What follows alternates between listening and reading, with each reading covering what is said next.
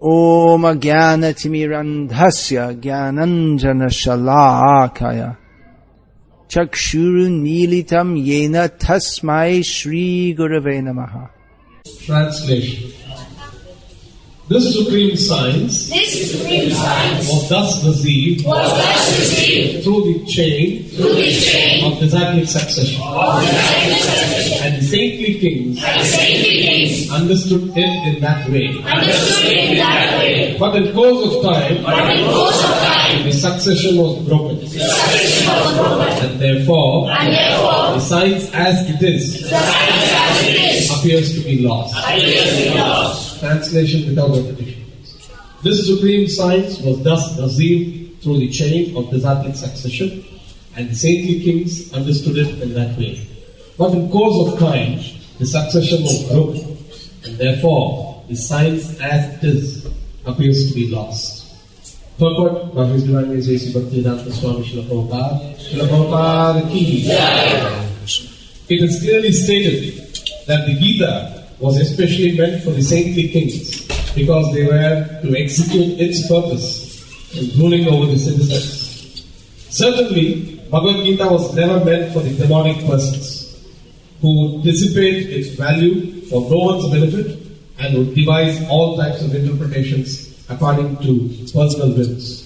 As soon as the original purpose was scattered by the motives of the unscrupulous commentators, there arose the need to re-establish the disciplic succession. 5,000 years ago, it was detected by the Lord Himself that the disciplic succession was broken, and therefore He declared that the purpose of the Gita appeared to be lost. In the same way, at the present moment also, there are so many editions of the Gita, especially in English, but almost all of them are not according to authorized disciplic succession.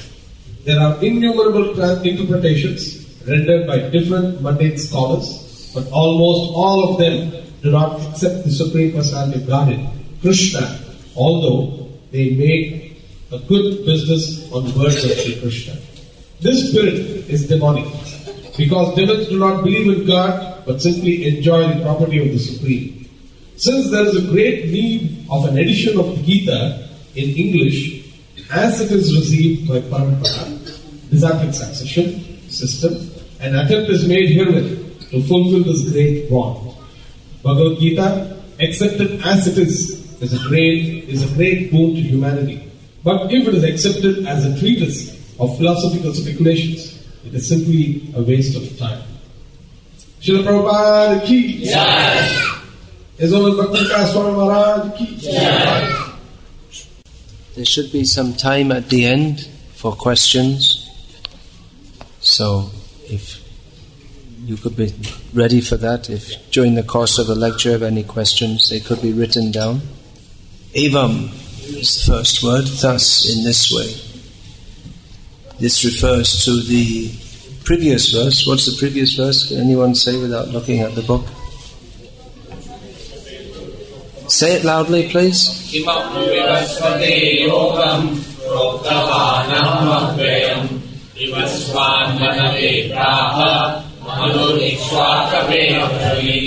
So in this verse which you've just recited, the beginning of the Parampara is mentioned, at least within chronological time as we can understand it, because ultimately this Parampara has no beginning or end. Avyayam. His knowledge is inexpendable. That's the exact translation of avyaya. It's not spent. It doesn't. The knowledge itself does not decrease. Here it said yogaha nashtaha. The science of one's knowledge with the science of the knowledge of one's relationship with the Supreme was destroyed in course of time, but actually it's not destroyed, but only from our human perspective. The knowledge can never be destroyed, but it becomes non-extant in human society. It becomes lost or corrupted. So then the Parampara is re-established, and within time, as we perceive it from this plane, the Parampara is begun and it continues. And we say that various acharyas, they appeared in certain periods of time, but then again we've heard it said that Guru is one. Because Guru means Krishna. Krishna is the Guru. And other Gurus, they are representatives of Krishna, and in that sense non-different from him, because they all speak the same message, therefore one. What we are discussing today is exactly in line with what Krishna spoke to Arjuna on the battlefield 5,000 years ago. And what he spoke to Vivasvan many millions of years ago. And what he will continue to speak in various universes, in various times and places for eternity. Because it is yoga, which Srila Prabhupada has translated here as the science of one's relationship with the Supreme. That does not change. But we change. That's our problem. We are not yoga yukta bhavarjana. We are not fixed in this knowledge. We are not yukta. We are detached from Krishna. So therefore we have to receive this knowledge. And the Parampara system is the system.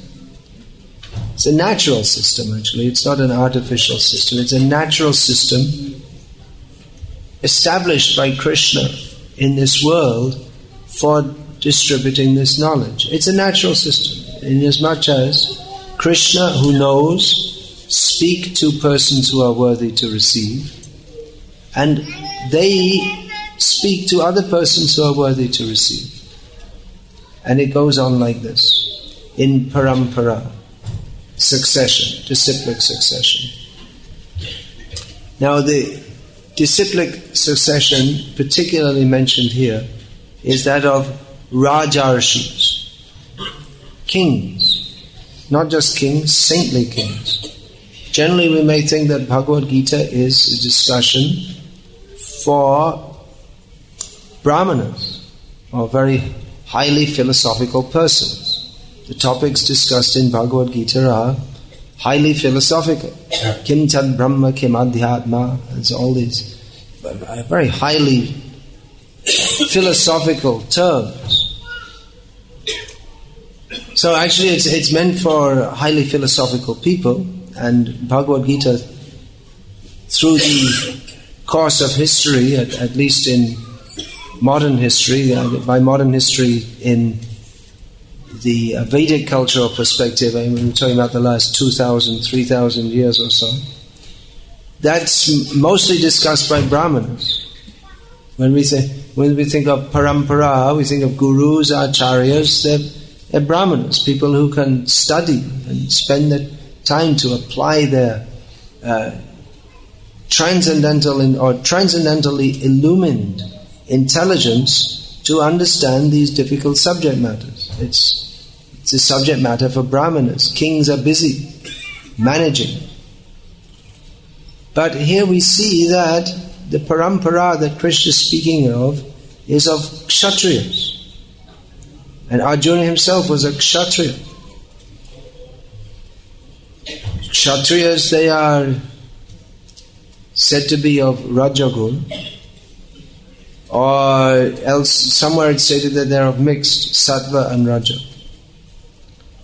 Why should that be? Because in the very first sentence of the purport, Srila Prabhupada mentions the Gita was especially meant for the saintly kings, especially meant for them. Prabhupada doesn't say for the Brahmanas, but for the saintly kings, because they were to execute its purpose in ruling over the citizens.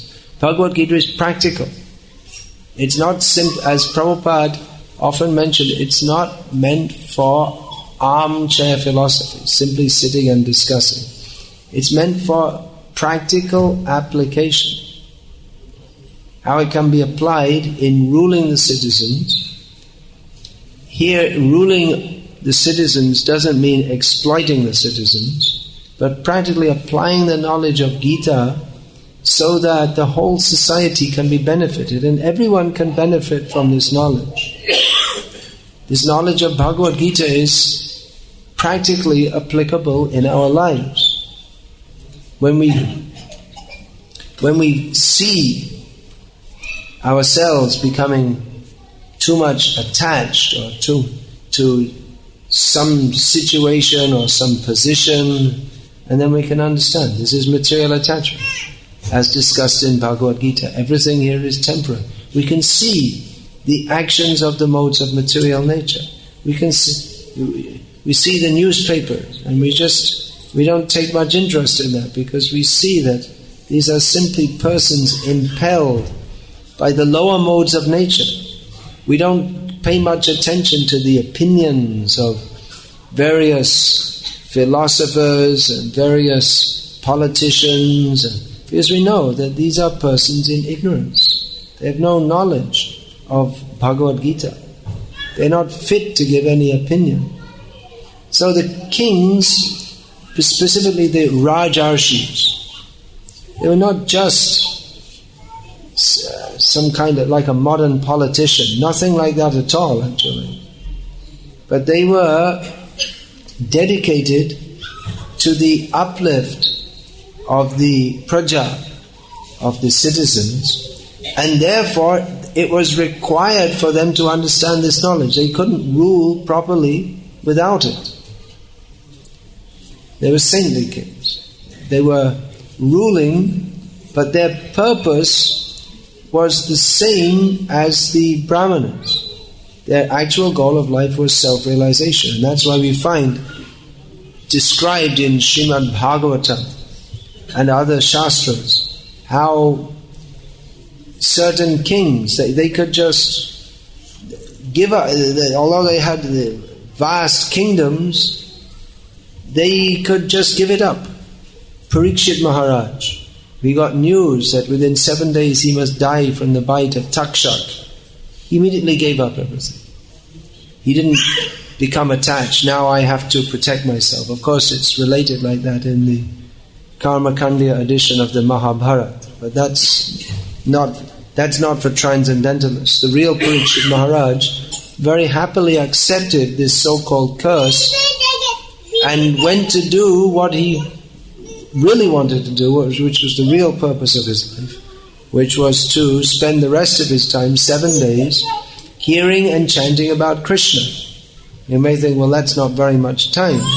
It's not very much time compared to those who spend their whole lives hearing and chanting about Krishna. But the quality of his hearing and chanting about Krishna, that's, you see, you won't find just like us when we attempt to hear and chant about Krishna, our minds get distracted and we're thinking about some problems at home, or what I'm going to do afterwards. I wonder what's for prasadam. Or we find it very comfortable to fall asleep, especially when we're discussing philosophy. But Parikshit Maharaj, he was fully wrapped in attention on hearing the message of Bhagavatam. Bharat Maharaj also, even though he had a young wife, vast kingdom, unchallenged kingdom, but he gave it up.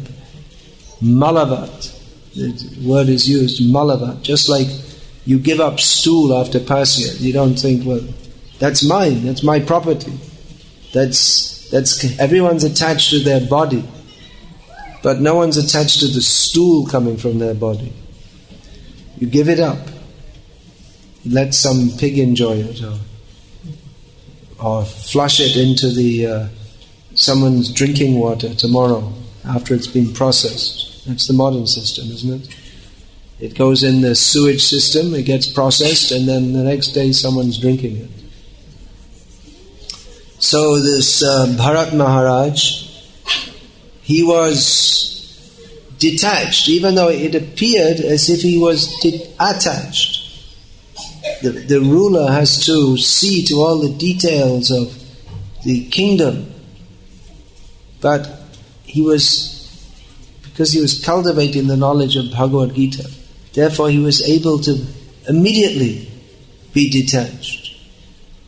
So when we hear this again, I'll say, oh, now I have to be detached. But how to be detached? How to be attached? What does it mean to be detached? It doesn't. That again, Krishna describes in Bhagavad-gita. Because we don't like something, then we just give it up. That's all. But that's not detachment. That's not transcendental detachment. That's material detachment. We've heard of material attachment. There's also material detachment. It's on the mundane platform. One should not gives up one's duties just because you don't like it. That's material detachment. But one should be neither materially attached nor detached, but one should be attached to Krishna. So cultivating this, understanding, this is very practical. This can be very practically applied in our lives if we are cultivating the knowledge of Bhagavad-gita. So this knowledge was received in Parampara through the kings. And we also have a Parampara of Acharyas, Brahmanas. So however the knowledge is being passed on, that is the Parampara. It may not be told in exactly the same words. Just like it wouldn't make any sense for Krishna to tell. In Bhagavad-gita we have Krishna telling Arjuna to fight. But to Vivasvan, presumably it was in a different circumstance. He spoke the same knowledge of Bhagavad-gita. So he wouldn't be telling Vivasvan to pick up your bow and fight. And he wouldn't be addressing him as Arjuna. So exactly the same words may not be there, but the same message is there.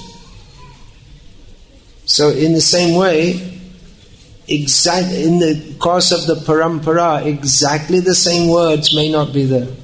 Except because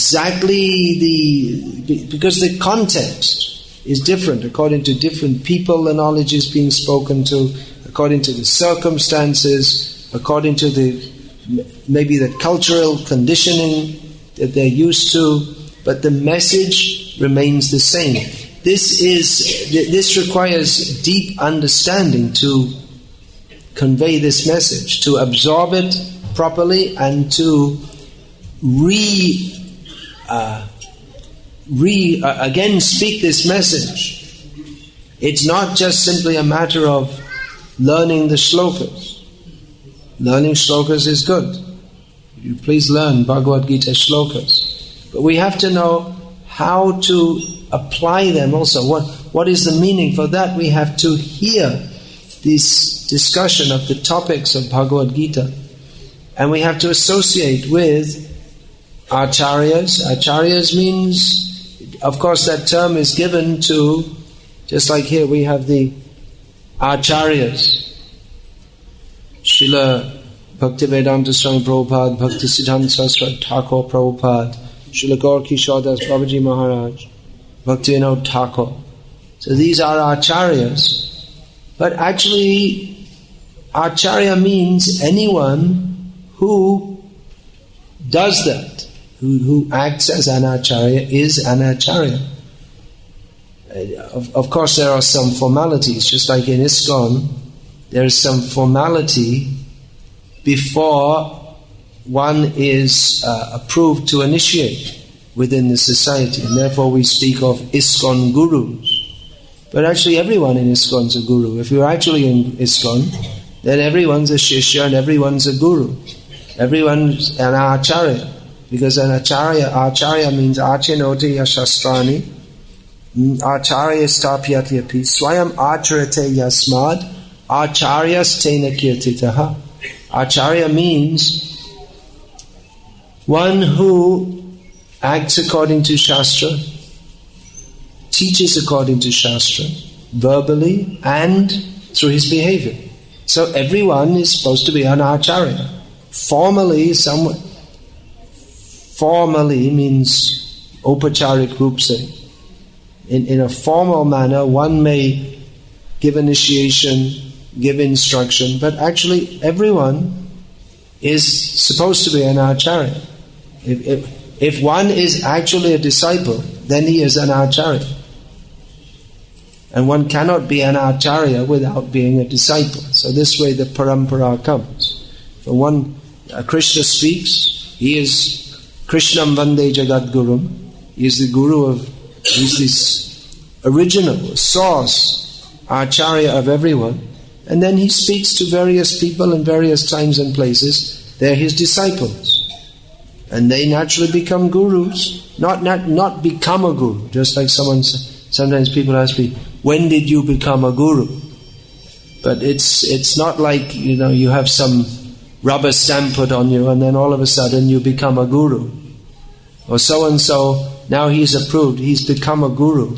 But you only get approved to be a guru if you're already a guru. If you're not a guru, then you shouldn't be approved to act as a guru. It's approval of that one is fit to formally take that role. But actually, if one is a disciple, then he's automatically a guru. So here you there's Krishna, then his disciples, who are gurus, and they have their disciples, and they're gurus, they have their disciples, and then they're gurus. And in this way, the parampara goes on, and the knowledge is presented in different times and places and circumstances. Maybe it won't be exactly the same words. And maybe not just maybe, but it won't be presented in the same way exactly as to Arjuna. Just like I'm not going to say that now we're discussing Bhagavad-gita, so all of you pick up bows and arrows and find someone to shoot at. It's not applicable. People sometimes misunderstand. They say Bhagavad-gita it's a call to violence. That's true in one sense, but that's not the core message of Bhagavad-gita. That is the context in which it was presented. But the actual message of Bhagavad-gita is how one should live and act in this world so as to be connected to Krishna, who is in this world but not of this world. Our connection to the spiritual world is re-established by acting in this world as Arjuna did in the service of Krishna. Now, exactly the same message has to be presented, but in a different packaging or a different presentation, according to the need of the individual disciple and according to the realization of the guru also. That doesn't mean that any interpretation of Bhagavad-gita is as good as any other, but different acharyas, their perception of the unlimited Krishna, there may be various perspectives. No one can fully understand Krishna. But everyone who accepts that I am the servant of Krishna, and they accept the philosophy given by Krishna and apply it practically in their lives, they're all acharyas, they're qualified to teach others, but their perspective may not be exactly the same. And therefore, within the Vaishnava Parampara, we have various paramparas who present Krishna consciousness with somewhat different perspective. We have in the modern age, again modern means going back over the last few thousand years. When we speak of modern age in Vedic terminology, it means not just in the last 50 years or so. Srila Prabhupada wrote that Lord Chaitanya Mahaprabhu appeared within the memory of everyone. We don't remember, but it means just a short time ago, 500 years ago. So in the modern age, we have the sampradayas coming down through Madhvacharya, Ramanujacharya, Vishnu Swami, and Nimbarka, and Chaitanya Mahaprabhu's sampradaya. is coming down. Formally linked with the Madhva Sampradaya, or we trace the link like that. But in course of time, Krishna says, Sakale neha mahata yogo nashta parantapa. This science became lost. Yoga is translated here as the science of one's relationship with the Supreme. Now when we say yoga, we generally think of some exercises, although clearly in this verse and throughout Bhagavad-gita, when Krishna uses the term yoga, he's not talking about bodily exercises. He's talking about something much more profound than bodily exercises. So this, again, yoga nashta, it didn't become destroyed, but the knowledge of it became spoiled in human society. Well, how does that happen? It happens when a disciple who's hearing the knowledge from a bona fide guru doesn't understand it properly. Doesn't understand it properly. Why should he not understand it properly? Misunderstanding comes not due to academic lacking, but due to rascaldom, actually. Due to not accepting the message of surrender to Krishna because of having other motives, other motivations. So therefore we change things a bit. That even happened with Prabhupada's Bhagavad-gita as it is. When this first edition was being made in America, the editor changed some things for various reasons. One reason was he didn't understand many of the things which Prabhupada said.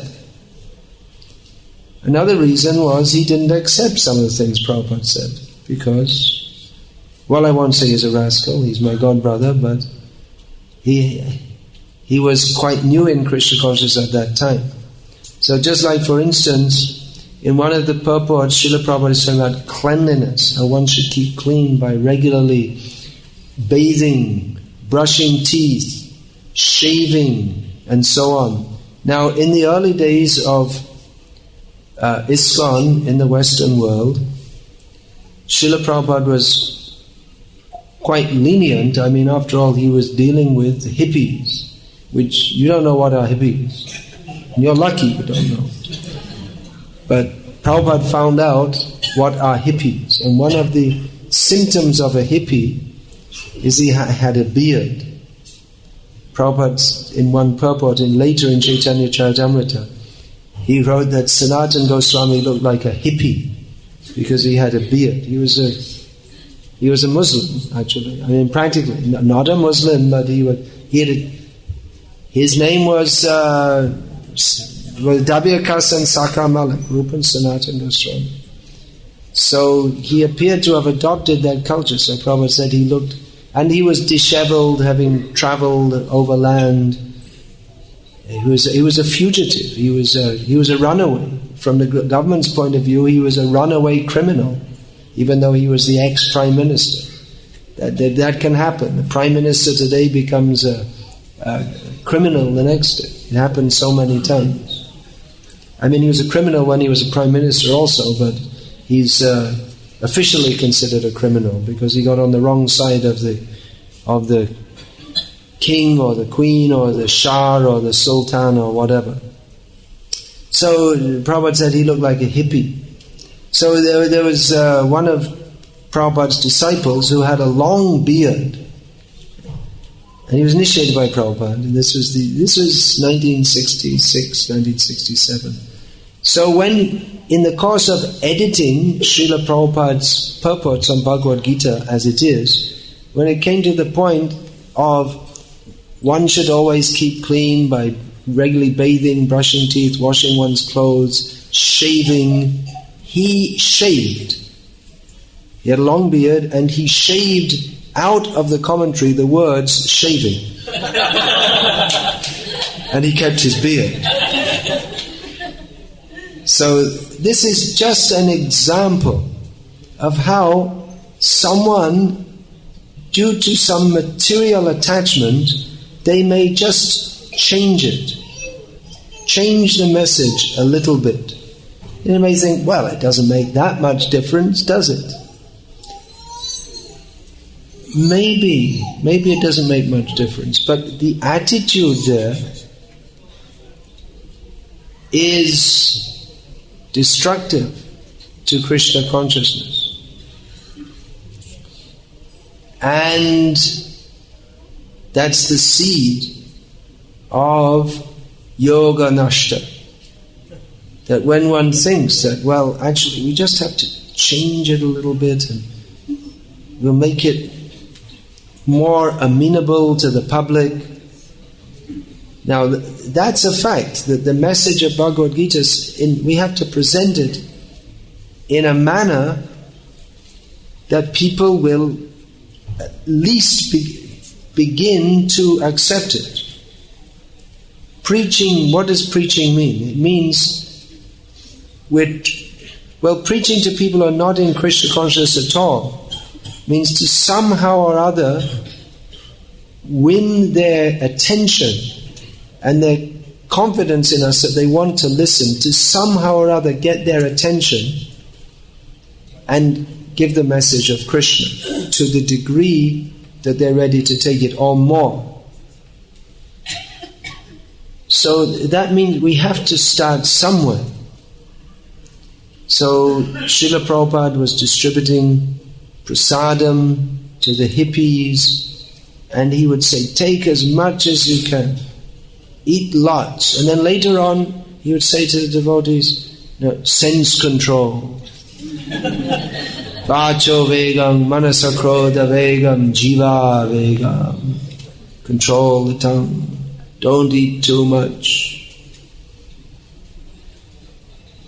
So this appears to be contradictory, but it's giving the message according to the need of the individual. For someone who's on the platform of annamaya, or perceiving the Supreme as food, this is annamaya Brahma. This prasad is spiritual food. But actually, if we take it as something for my enjoyment, then it's not really prasad. Sometimes the question comes that, well, how much prasad should we take? What if we overeat? What if we take too much? This question came up in class a couple of days ago in Bombay. I was listening to the class. I didn't comment because I was saving my voice so I could say it to all of you later on. I thought when my voice gets better I'd say. But actually, it is not possible to take too much prasad. Did you all hear that? It's not possible. Everyone should take as much prasad as they can get. But if we think that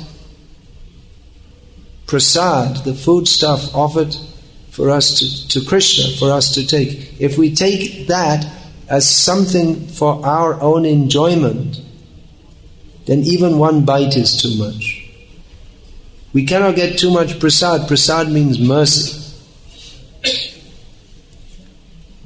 Too much means the body can only take so much. So, if someone brings you one bucket of halava full of ghee, and you think, well, Bhakti Vikasa Swami just said, you cannot take too much. Anyone here could eat a whole bucket of halava? I don't think so. Maybe when I was younger, I could have done. Believe it or not, I used to eat a lot. But no, a bucket is a bit much for anyone. A whole bucket is, maybe if you're really hungry, maybe half a bucket. But a whole bucket's, no one can eat a whole bucket. Maybe someone can try and prove me wrong. But the point is, it's a matter of attitude. No, you cannot take too much. But then if we realize Krishna Bharadayamay Karibare Jiva Joy Shaprasadana Dilo Bhai. Krishna has given us this to help us to conquer over the tongue. So for the very neophyte people, conquer over the tongue means that take as much as you can. And then you won't have any room for this, what is that, Lay's potato chips you get in India, and here in this country you get all kinds of nonsense things you can purchase from the store. So that saves us from eating nonsense and satisfies our sense of taste. But then if we come to another stage, we can think that, well, actually I have to use this body not simply for digesting. It has other things to do apart from digesting. It's not the most important function of the body. Sorry if I'm spoiling your business here.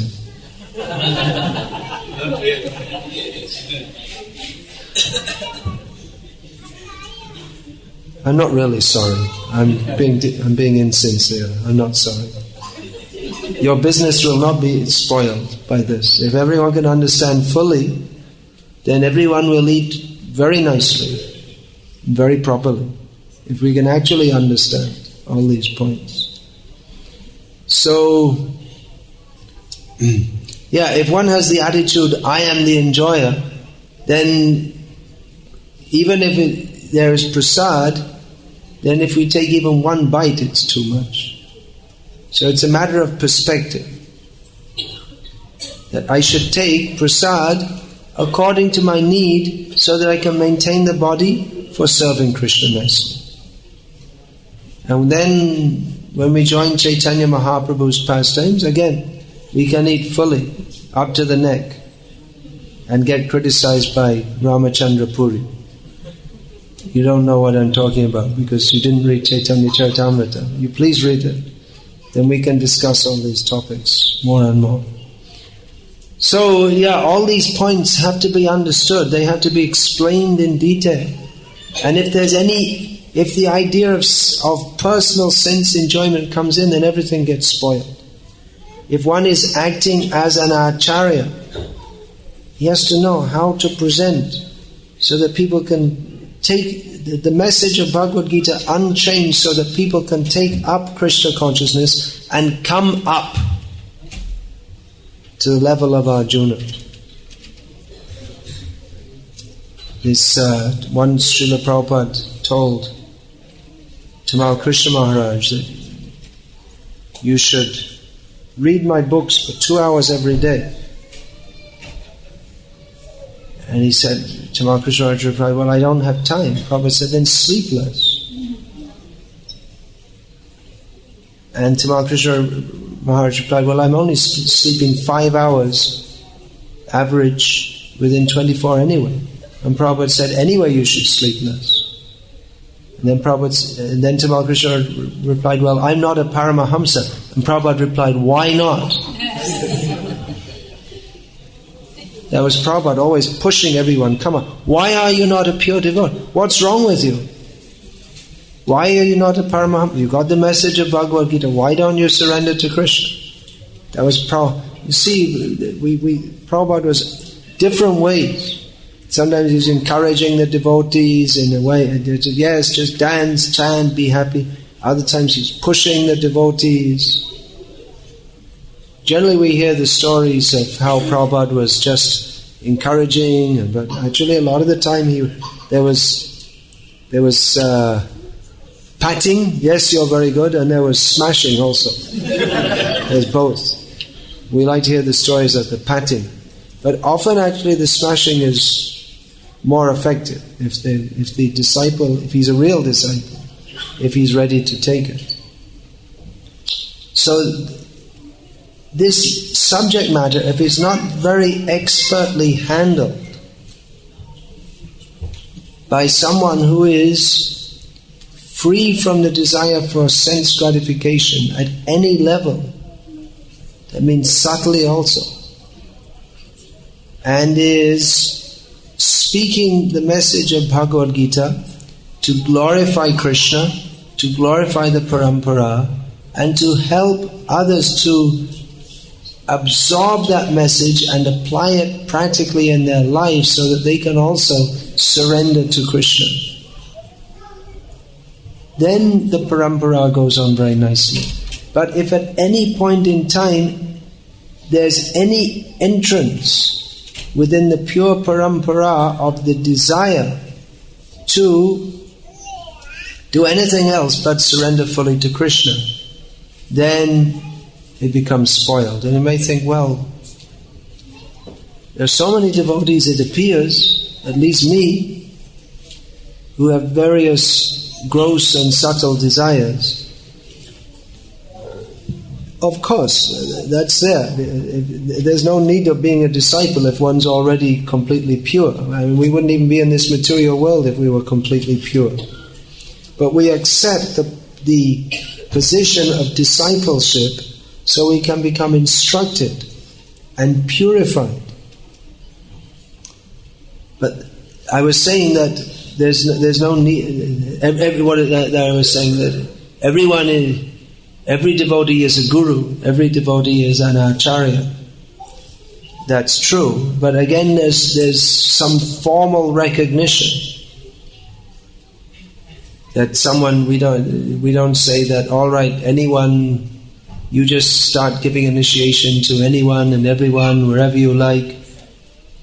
There's some formal, within our ISKCON society, there's a formal process of recognition if anyone is going to initiate. But as I was saying, no one becomes it's not by the official edict that one becomes a guru. One's already a guru, and therefore one is approved to formally act as a guru, because if one is formally acting as a guru by giving initiation, not only initiation, by giving instruction, and he's not completely pure in his motive, then wrong ideas get introduced into the Parampara.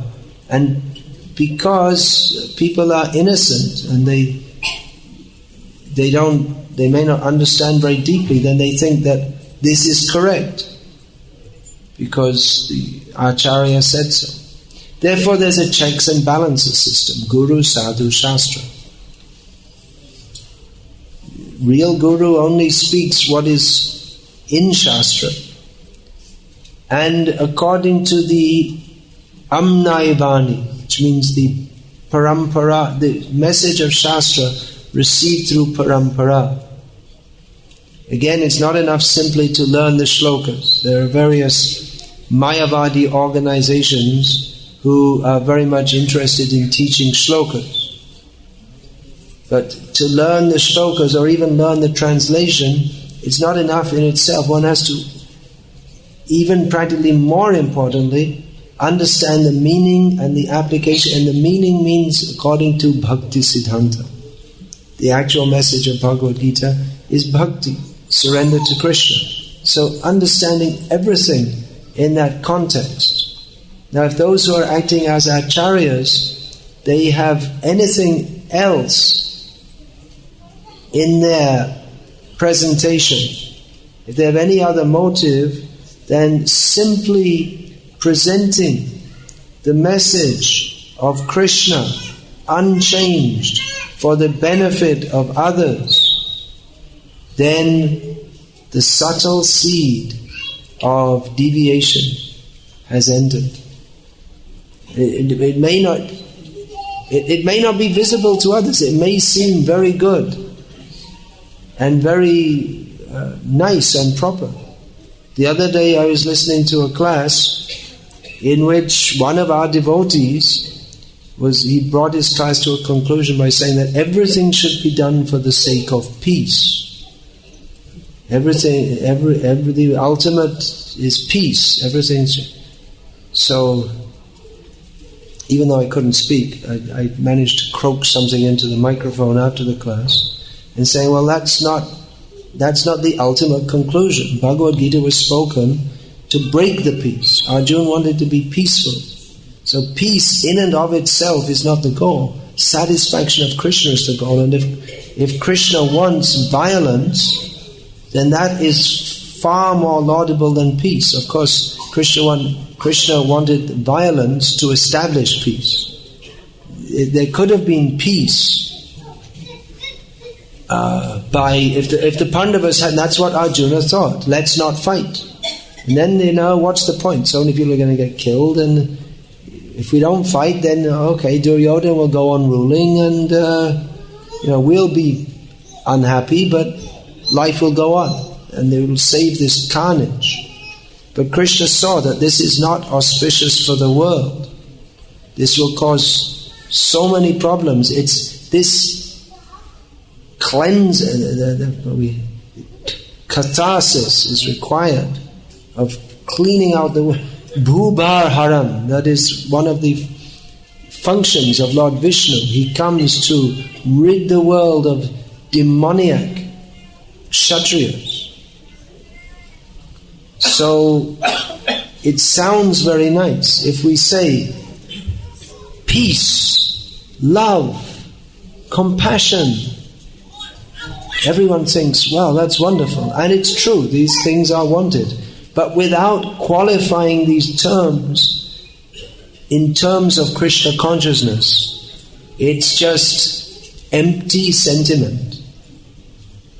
The same people who are protesting against war in Iraq, they go from their peace rally to the McDonald's and eat a hamburger.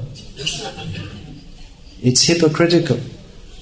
They are killing the animals, but we shall not kill the humans. The humans are being killed because they are killing the animals. They don't see that connection because they don't read Bhagavad-gita as it is.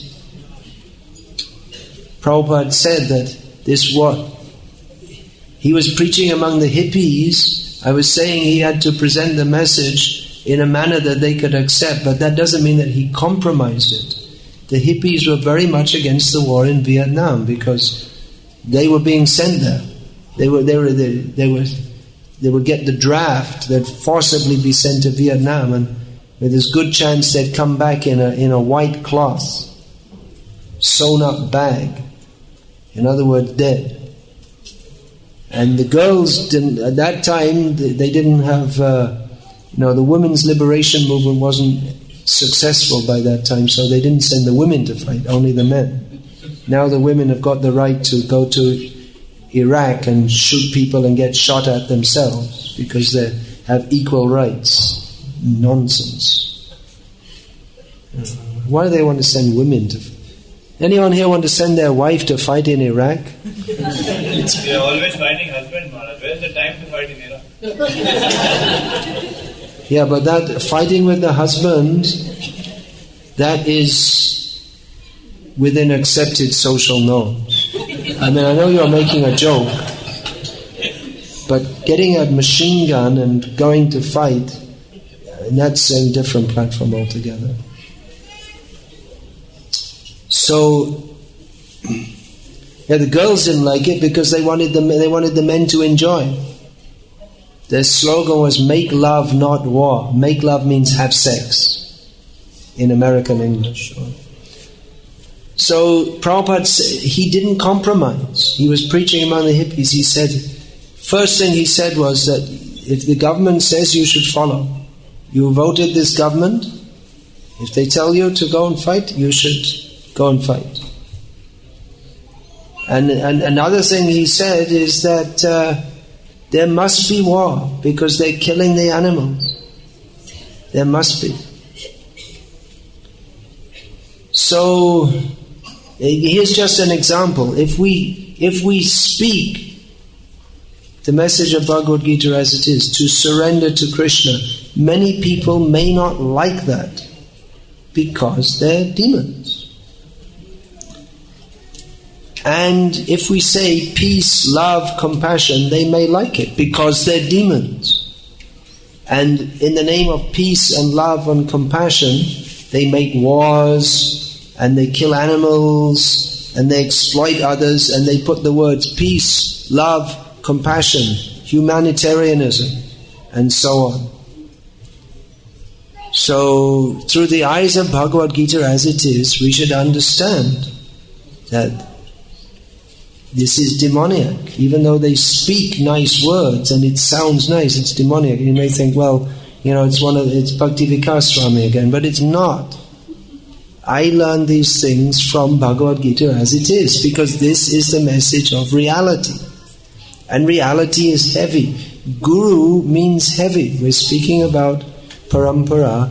Guru means heavy. That means the message, it's very heavy. If we actually accept that message, then it crushes our material desires. But most people don't want that. Therefore, they want a spoiled version of yoga. Many times people come and ask me for blessings. And I ask them, do you really want my blessings? You don't know what my blessings are. You're just asking for blessings, but if my blessings means that you should have no material enjoyment and completely surrender to Krishna. But people don't want that. Chaitanya Mahaprabhu was cursed in his youth that you should have no more material enjoyment. He took it as a blessing. So, to actually accept this message, it's very heavy. It's much easier to just change it a little bit. But when we change it a little bit, and then a little bit more, even once you change it a little bit, then it's spoiled. It's no longer the same thing. Learning how to present, as Srila Prabhupada did, the message of Bhagavad-gita without compromising it, but in various places, to various people in various circumstances, so that they could begin to accept it and understand it. That's called preaching according to time, place and circumstance, and changing it because we don't accept actually what Krishna says. That's a very different thing. To understand this, we ourselves have to surrender to Krishna. At least have the attitude of surrender to Krishna. So therefore, I'm asking everyone to at least read these books. Try to understand this philosophy. With so many sannyasis and preachers, senior preachers of ISKCON come to Dubai. They like to come. Why should they not like to come? Because you're all very welcoming and affectionate. So naturally so many like to come. So that's very good. You have very many good qualities. But among many of you, I find there's one major fault. So as you may know, I'm good at finding even minor faults. So what to speak of major faults? It's the same thing that Prabhupada said. He said, I only have one complaint about my disciples. They don't read my books. And actually we did read Prabhupada's books. Prabhupada's disciples, when Prabhupada was here with us, we did read Prabhupada's books because Prabhupada said we should read 1 or 2 hours every day, and devotees used to do that. We used to read the books a lot, but even then Prabhupada said, you don't read. You're not reading. He would quote a verse. He said, what is this verse? Some obscure verse. And if you don't know what it is, Prabhupada said, why are you not reading my book?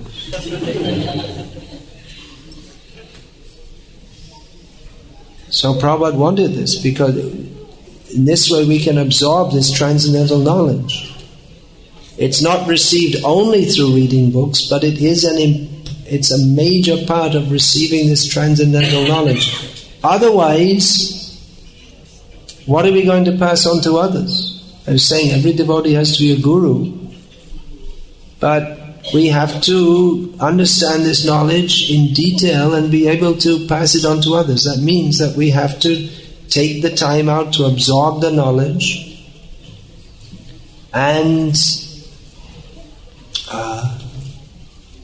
absorb the knowledge and see how that is to be applied in various circumstances. But if you don't have the basic knowledge, then you can't apply it. Anyway, I have a lot more to say about this, but I'll finish now because I said I'd take a few questions. But I request all of you, eat less, sleep less, read more. Read these books.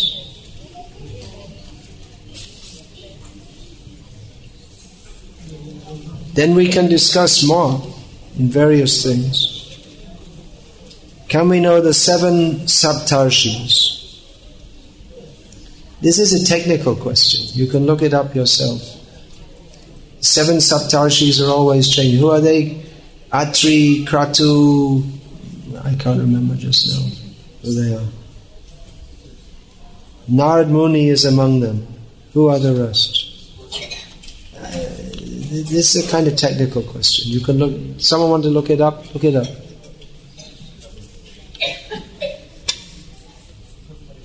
The presence Saptarshis. It's in the. Where is it? In the 12th canto of Bhagavatam. It's mentioned. It's said that Parampara was broken and hence the message again conveyed to Arjuna. But if we see the disciplic succession, Arjuna is not there. You don't see because if you see the disciplic succession, you'll see that Arjuna is there. But because you don't see it, because you think only the list of names given at the beginning of Bhagavad-gita, that's the disciplic succession. That means you don't understand what disciplic succession is. As I was saying, every devotee is a guru. So certainly Arjuna is there. We don't have any information of Arjuna formally instructing others who became disciples. But he's in the Parampara, of course he is. How do we understand that the Parampara was broken? Well, I was just explaining that in the whole class, how it becomes broken. Yeah, there you go.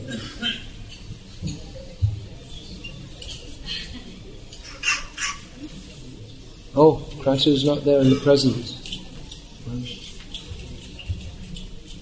There you go. There's your answer. How do you know when you are ready to get initiated? You're never ready. No one's ever ready. But when the mercy comes, then you can take it. If you think, I'm ready for initiation, now I'm going to choose my guru. I chose such and such, so I go to such and such and say that I've chosen you to be my guru. Out of my causeless mercy, you can initiate me.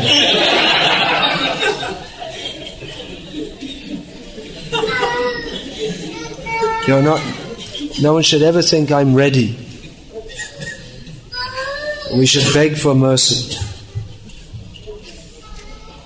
BG 646, request a brief explanation. Your servant Ram Nrsimhadas. Where's Beginner's Guide to Krishna Consciousness in Malayalam? What about, Tadvidhi Pranipatena Pariprashne Sevya, that you volunteered to do that service. Where is it? I can't see you in this big crowd. Any progress?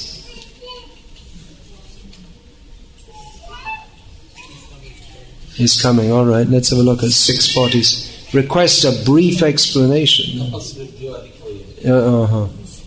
Well, that's a big topic, isn't it? In all circumstances, be a yogi.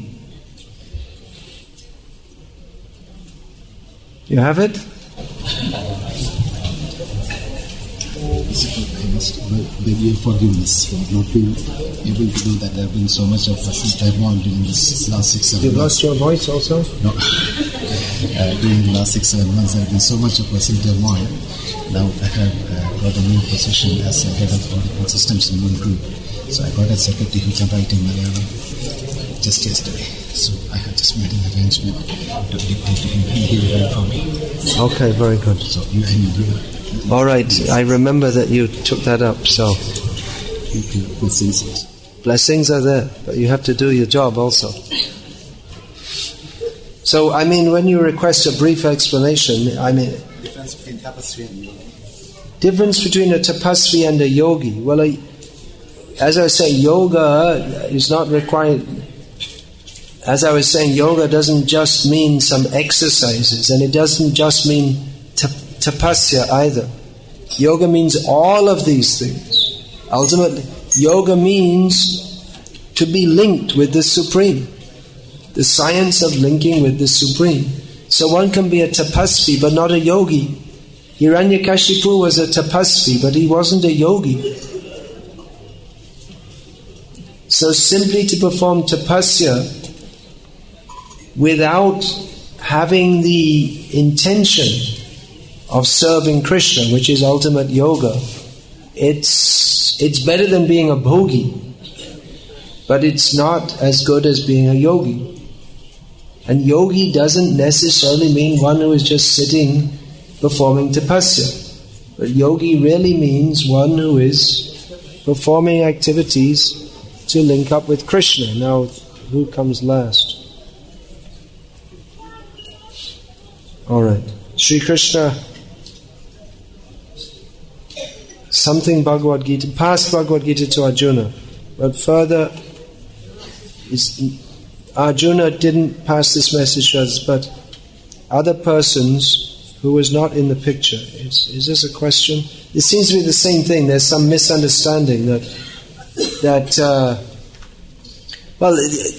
obviously the knowledge was spoken to Arjuna, and Vyasadeva recorded that. And Arjuna, he acted as the ideal Acharya in as much as he surrendered to Krishna. And Vyasadeva recorded that knowledge, and later he distributed that to others. So like I say, we don't have any record of Arjuna formally teaching others, but he was an Acharya, and he set the example of how to accept Bhagavad-gita for all others to follow in future. Regarding time management, we are totally engaged in office work, plus chanting, outreach programs, and rendering devotional service at home, deity worship. But many times we feel complete shortage of time to read Prabhupada's books. Please guide us. Yours servant. That's typical Indian English. Yours servant. Should be your servant. Well, if you have to cut something, maybe cut down on deity worship, because reading is more important. Generally, people are sentimentally attached to deity worship, but actually more important is the main processes are Shravan and Kirtan. So if you have to cut something, then don't do so much deity worship. Save time for hearing and chanting. And try to organize life in such a way that you're not so busy also. It's difficult in the modern age, no doubt. But if there's a will, there's a way. I can't read this.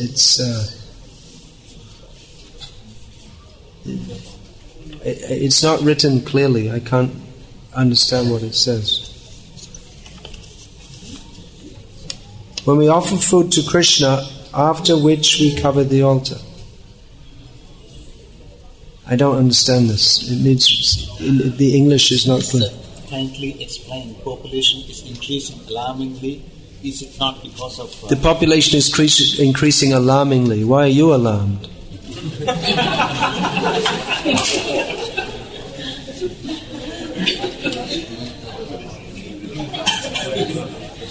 Krishna, it's his job to feed everyone. If anyone should be alarmed, it's Krishna, but he's not alarmed. Is it because of that we cut so many trees, grass, and killing animals, and they get to elevated position as human beings? No. That's not the reason. As you spoke and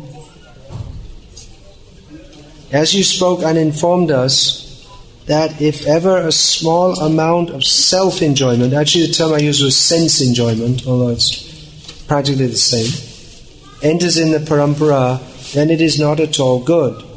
Yet, dear Maharaj, often after performing seva, sometimes a puffed up feeling tries to enter the consciousness. One can notice it and identify that a false ego feeling has appeared. How can one correct this? How can we stop the ego of doing some service also come in? Well, if we are... that's the point, that not everyone should act formally as an acharya. If one is performing devotional service for some feeling that I will be praised for doing this, or I'm so good for doing this, then better not to formally take the position of an acharya. How to stop this coming? Pray to Krishna. If we're serious, we can pray that Krishna, whenever I feel puffed up, please smash me and make me understand how insignificant I am. If we dare to pray like this, then Krishna will. That doesn't mean that when I say one shouldn't formally take the position of an acharya, still one should preach and try to help and instruct others. It's just like a parent, he has to instruct, parents have to instruct their children on what is right and what is wrong. It's not that the parent, they never did anything wrong in their lives, or that they're completely perfect, but still they have to instruct. Because they know what is right and what is wrong. They may not perfectly follow they may not be perfectly situated themselves, but still it's their duty to instruct. So everyone should instruct others in Krishna consciousness. But if one is going to take the elevated position of formally initiating, then should be up to a standard that others can fully look up to. The question was, why should we keep the altar closed at the time of having prasad? Why should we keep the offer closed at the time of... Altar, why should we keep it, why can't we keep it open? That is the Why don't we keep it open? It's a matter of etiquette. That we should, actually the temple room is not meant for eating in. We only do that because of space limitation. The temple room is meant for directly serving Krishna. So if we happen to be in a situation where due to space limitation we are honoring prasadam in the temple room, then we don't do so directly. That's one of the rules. We don't honor prasad in front of Krishna. It's just a matter of common sense. There are certain things you don't do in front of respectable people. Krishna is to be respected. You may do some exercise, but you don't do that of course in the modern age people do exercise openly and publicly, but when you go to see a very respectable, just like if you're working in some big company and you get to see the big boss, some very highly placed person, you don't just start doing exercises in front.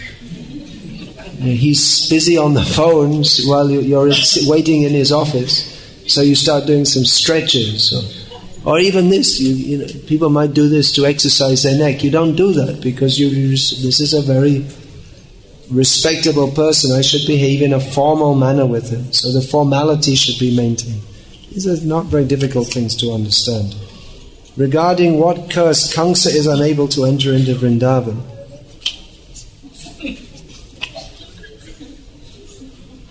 Silly question.